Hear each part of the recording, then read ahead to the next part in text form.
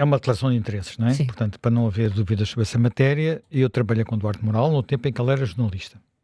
Portanto, no início da carreira dele, aliás, ele começou a carreira jornalística de alguma forma comigo, porque foi no Público, ele fazia parte de um grupo de estagiários, como nós lhe chamávamos, jovens jornalistas que estavam a iniciar a profissão, num processo de seleção que foi bastante exigente, devo dizer.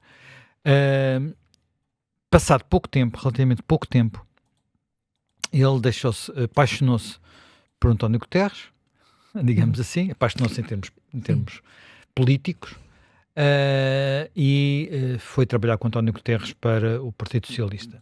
Não correu muito bem, as coisas não correram muito bem, passados uns tempos zangou-se lá. Sim. Ele tem um lado... Guterres ainda líder da oposição ou já primeiro? Guterres ainda líder da oposição. Aliás... Estados Gerais... Portanto, o Público arrancou pouco antes da segunda maioria absoluta de Cavaco Silva, houve eleições, Jorge Sampaio era na altura o líder do Partido Socialista, o PS teve um resultado mau e Guterres desafiou Jorge Sampaio e foi nesse processo que ele, jovem jornalista na altura, Sampaio viria a queixar-se de que ele foi pouco independente na cobertura noticiosa da campanha para a liderança do Partido Socialista, que acabaria por ser ganha por António Guterres.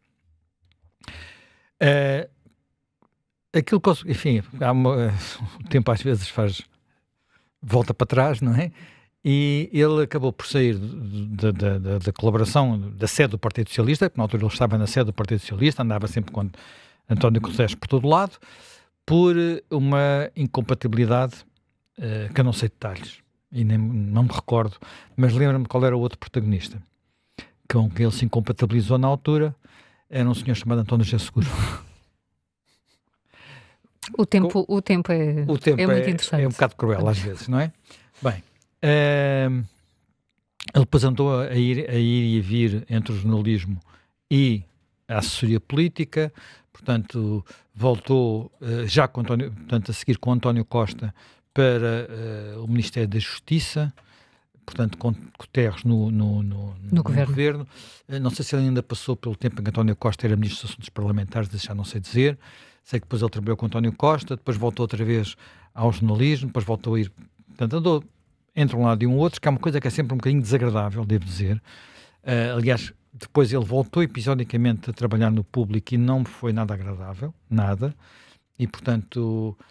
digamos que é uma pessoa que não, para ser completamente coisa, não me é nada simpática por motivos que, no princípio até era muito próximo dele e depois as coisas azedaram bastante também, não é? O que parece ser um padrão ao longo da vida dele com outras pessoas, até com o próprio António Costa em algumas alturas. Mas independentemente disto, aqui o que é relevante não é isso.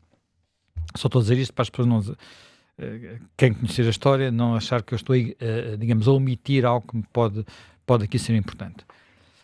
Aquilo que me parece aqui relevante é, neste caso, digamos, é a forma como os partidos têm constelações à sua volta, com origens diferentes, e que muitas vezes se movimentam de maneiras que nos suscitam muitas dúvidas. E aqui falo sobretudo dos dois maiores partidos, mas há pelo menos mais um. Eu diria, pelo menos, talvez porventura mais dois. Os 4 principais partidos do início da democracia têm muito estas características e quase todos eles usaram isto, inclusivamente até os mais pequenos e mais recentes, que é usarem as autarquias locais, onde têm ou vereadores ou juntas de freguesia, usarem as autarquias locais como uma espécie de local para empregarem, fazerem circular o seu pessoal político. Muitas vezes pessoal político menor, pessoal político que não é de primeira linha, pessoal político que, no entanto, precisa de empregos, precisa de pagar as contas ao fim do mês, e que muitas vezes está em altos, outras vezes está em baixos, e isto vai circulando.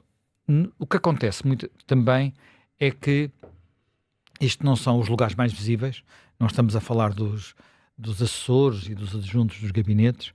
Estamos a falar de locais onde muitas vezes há pequenos contratos, não são contratos muito grandes, mas que servem não só para ir alimentando esta gente que no fundo anda aqui à volta, em alguns casos são de facto militantes, fazem a sua carreira e tal, e muitos dos que aparecem muitos arguidos que há neste caso, e inclusive, pelo menos num dos detidos, são pessoas que já foram candidatos pelo Partido Socialista, aqui e acolá, em lugares quase sempre relativamente secundários, ou então algumas figuras, neste caso tem a particularidade de ser alguém que não tendo uma carreira política no sentido formal dentro do Partido Socialista, é alguém que sempre, há muitos anos, que está na órbita do Partido Socialista e a prestar serviços ao Partido Socialista e que é, claramente um tifósi, digamos assim. Não é só um tifósi do Sporting, que ele também é um tifósi do Partido Socialista e de algumas pessoas dentro do Partido Socialista, tem muito a ver com a sua maneira de ser, com a sua maneira de estar. Portanto, a isto acrescentas outro fator que eu acho que é muito relevante, que é o fator de muitos destes lugares, sobretudo quando vamos descendo na estrutura do Estado, quando chegamos, nomeadamente às juntas de freguesia, são lugares praticamente sem escrutínio público. Quer dizer, às vezes, enfim, lugares mais pequenos, os vizinhos, as pessoas da terra vão conhecendo.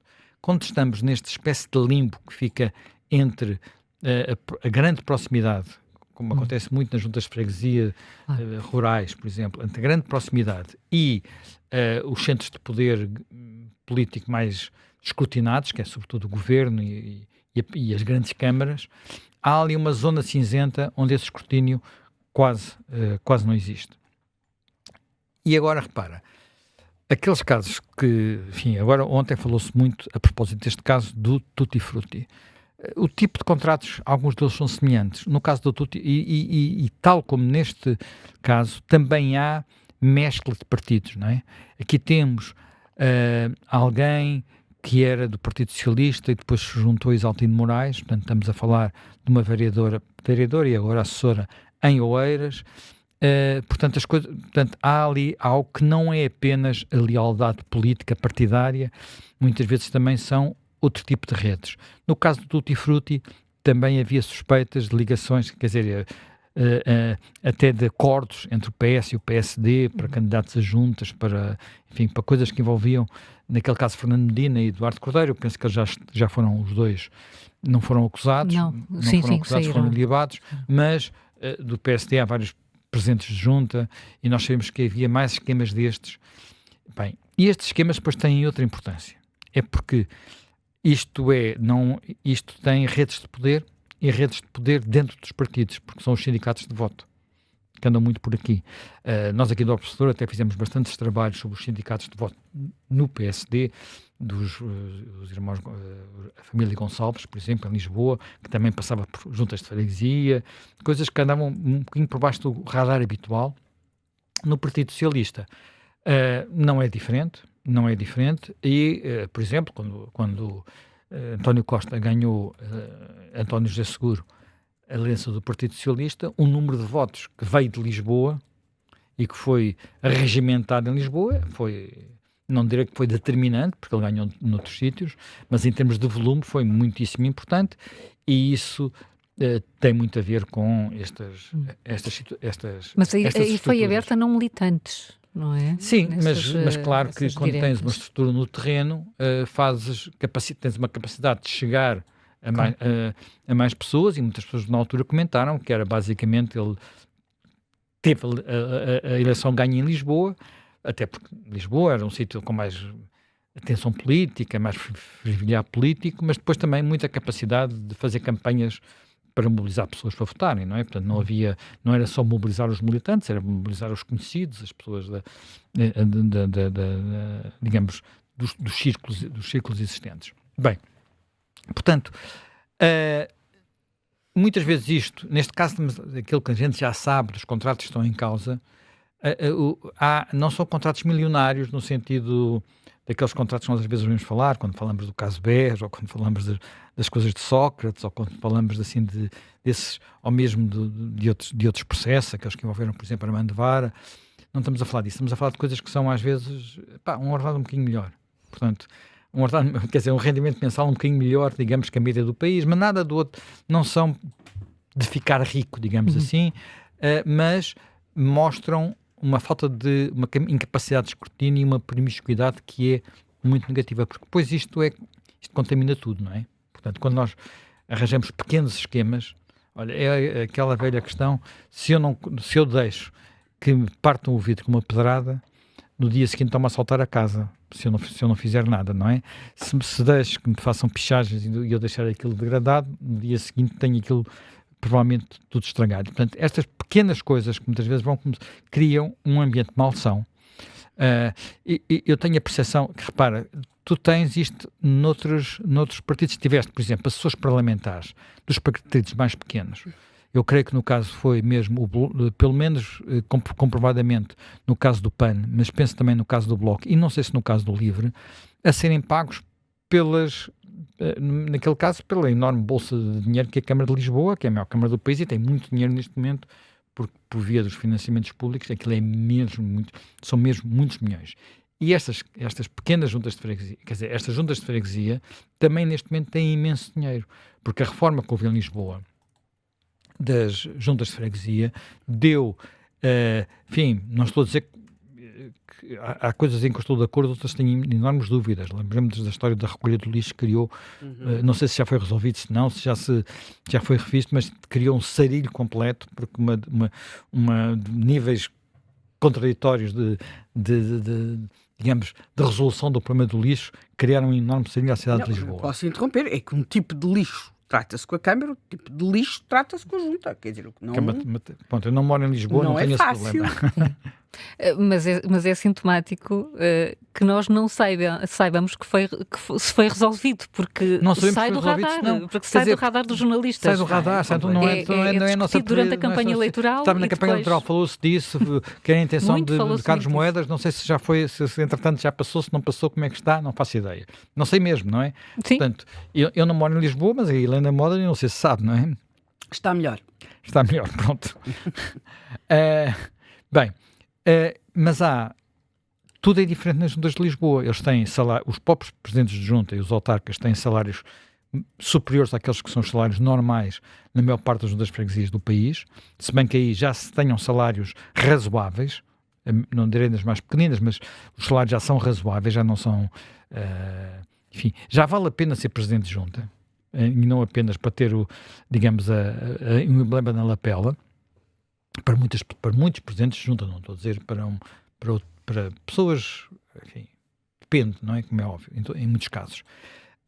E, além disso, há, no caso, sobretudo de Lisboa, milhões e milhões de euros que são em cada junta de freguesia. Portanto, esta concreta de Santa Maria Maior, eu não sei se não consegui encontrar um número exato dos orçamentos, mas falava-se 7 milhões, coisa assim do género. Portanto, é muito dinheiro. Mas repara, neste caso, aquilo que sabemos é que isto depois mistura-se tudo. Nós temos um dos protagonistas isto depois temos serviços na Câmara de Almada. E na Almada, com uma empresa municipal e com o administrador de uma empresa municipal e contratos. Quer dizer, a essa altura percebemos que há aqui imensos lugares, imensos lugares, algumas coisas que nem percebemos qual é a sua função real. De vez em quando há alturas em que, por exemplo, quando foi a troca, andámos a limpar empresas municipais. Era uma das coisas que a troca exigiu, porque tinha havido exageros sem fim, mas elas se calhar voltaram a nascer como cogumelos, não é? Portanto, e estão aí, multiplicam-se, porque aliás, também é um mecanismo... reforma que foi feita que voltou para trás, e acho que é muito simples. Sim, mas é a reforma das freguesias. Das freguesias. Não voltou toda para trás, mas voltou para trás. E voltou para trás via PSD e PS. Sim, e eu acho que é muito sintomático, mas muito sintomático que isso tenha acontecido.